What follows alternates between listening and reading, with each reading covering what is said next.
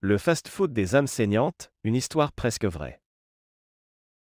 Il était une fois, dans une petite ville où les habitants prenaient plus de friture que de décisions, un fast-food nommé Chez Burger. Ce restaurant avait tout pour plaire, des burgers dégoulinants de fromage, des frites croustillantes à souhait, et une clientèle fidèle qui, au fond, savait que leur cholestérol prenait des vacances définitives à chaque bouchée. Mais derrière cette façade dorée de fast-food de quartier se cachait une sombre histoire que peu de gens connaissaient, et ceux qui la connaissaient avaient souvent trop peur pour en parler.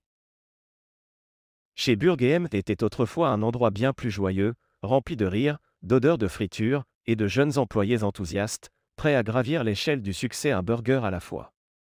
Mais cette époque dorée ne dura pas longtemps. La direction, voyant une opportunité de maximiser les profits, commença à réduire les coûts, principalement en sous-payant ses employés et en allongeant leurs heures de travail. C'est là que tout a commencé à déraper. Imaginez la scène, des adolescents fatigués, couverts de graisse de friteuse, se battant pour quelques centimes de plus à la fin du mois. Le patron, un certain monsieur Gruilleux, aimait à dire que le travail, c'est la santé, tout en regardant ses employés avec des cernes sous les yeux et des burn-out en préparation. Un jour, l'un des employés, un certain Jacques, un gars timide mais sympathique, qui pouvait jongler avec les boîtes de nuggets, s'effondra derrière le comptoir. Littéralement. Ses jambes refusèrent de le porter, et il s'écroula comme un sac de pommes de terre trop cuit. Personne ne sait exactement ce qui s'est passé ensuite, mais une chose est sûre, Jacques n'est jamais rentré chez lui ce soir-là. Il a simplement disparu, comme un burger gratuit lors d'une soirée étudiante. Quelques semaines plus tard, un autre employé, Margot, commença à raconter des histoires étranges. Elle jurait avoir entendu la voix de Jacques murmurer dans le congélateur à viande, mais les nuggets à 180 degrés, pas à 170 degrés. Personne ne l'a cru, bien sûr. Après tout, qui écouterait une adolescente sous-payée avec des halus dus à la fatigue? Mais les choses prirent une tournure encore plus étrange. Des burgers se mirent à cuire d'eux-mêmes, les frites se mettaient à sauter hors des friteuses sans raison apparente, et une étrange odeur de brûlé commença à envahir la cuisine, même lorsque tous les appareils étaient éteints. Le pire, c'est que chaque fois que quelqu'un posait des questions sur ces phénomènes, la direction leur demandait de se taire. Ce sont juste des légendes urbaines, qu'ils disaient. Mais les rumeurs ne s'arrêtèrent pas là. Les clients, de plus en plus méfiants, commencèrent à se plaindre de voix murmurant dans les toilettes. Des voix qui semblaient leur conseiller de ne pas prendre le menu du jour, sous peine de se retrouver avec plus que des kilos en trop. Les employés, quant à eux, commencèrent à être de plus en plus nerveux. Certains disaient avoir vu Jacques, pâle comme un filet de poisson surgelé, se promener dans la salle de stockage. D'autres affirmaient que les fours à burger refusaient de s'allumer à moins qu'ils n'utilisent la spatule que Jacques préférait. Peu à peu, Chez Burger gagna la réputation d'être hanté. La clientèle diminua, mais la direction, aveuglée par l'idée de faire des économies, refusa d'engager un exorciste, préférant embaucher encore plus d'adolescents sous-payés. C'est à ce moment que les choses prirent une tournure vraiment bizarre. Un soir, alors que la dernière équipe de la journée faisait la fermeture, ils entendirent un bruit étrange venant de la cuisine. Comme un grattement, suivi d'un chuchotement.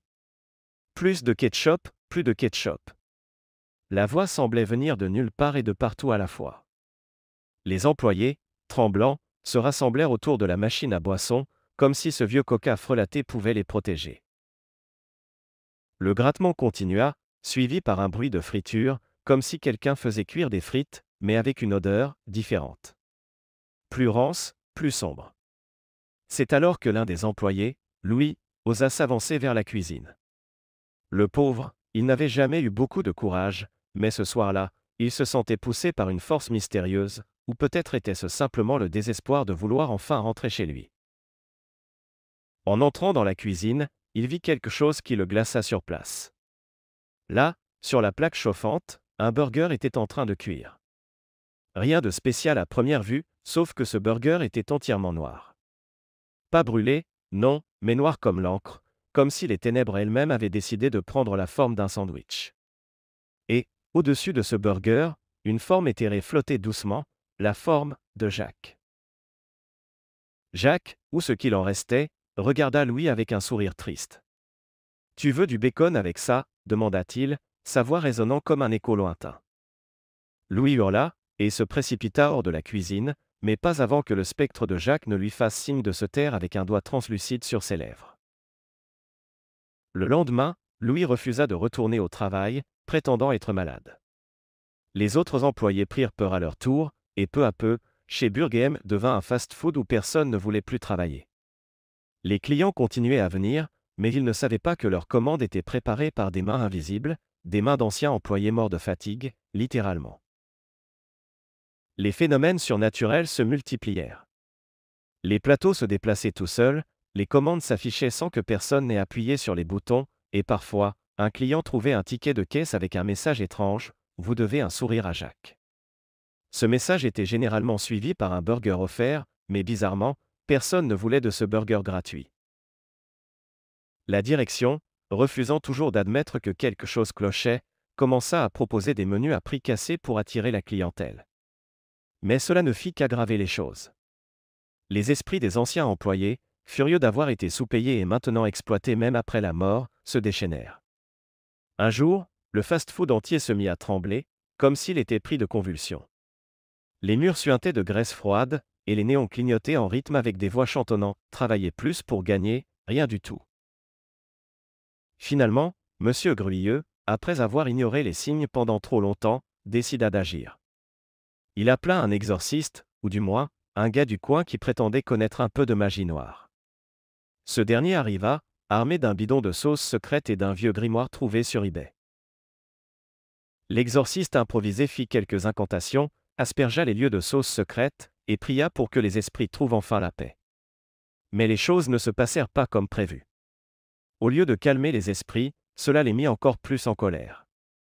Les fantômes de Jacques et des autres anciens employés se rassemblèrent, formant une horde éthérée, et prirent possession du fast-food.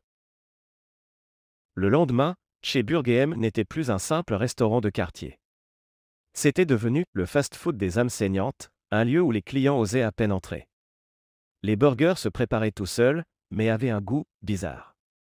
Les frites étaient toujours croustillantes, mais semblaient parfois murmurer des choses incompréhensibles à ceux qui les mangeaient. Les clients qui osaient encore venir parlaient de sensations étranges, comme si quelqu'un ou quelque chose les observait pendant qu'ils mangeaient. Et, à chaque fois qu'un employé était embauché, il ne restait jamais longtemps.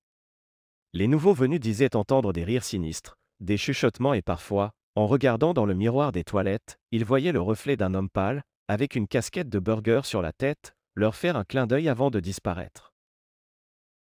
La légende de « chez Burgheim » se répandit rapidement, et bientôt, plus personne ne voulait y travailler ou même s'y rendre. Le restaurant, autrefois si animé, devint un lieu déserté. Monsieur Gruilleux, désespéré, finit par vendre l'établissement pour une bouchée de pain, sans fromage, mais personne ne voulut racheter ce lieu maudit. Aujourd'hui, le vieux fast-food est abandonné, mais parfois, par une nuit sans lune, les habitants jurent entendre le grésillement d'un burger en train de cuire, accompagné d'un murmure lointain, mais plus de ketchup. Alors, si un jour vous passez près d'un fast-food abandonné, avec des lettres néon à moitié éteintes et une odeur étrange qui semble venir de nulle part, souvenez-vous de cette histoire. Et si jamais l'envie vous prend de commander un burger, réfléchissez à 2 fois, car vous ne savez jamais qui pourrait le préparer pour vous.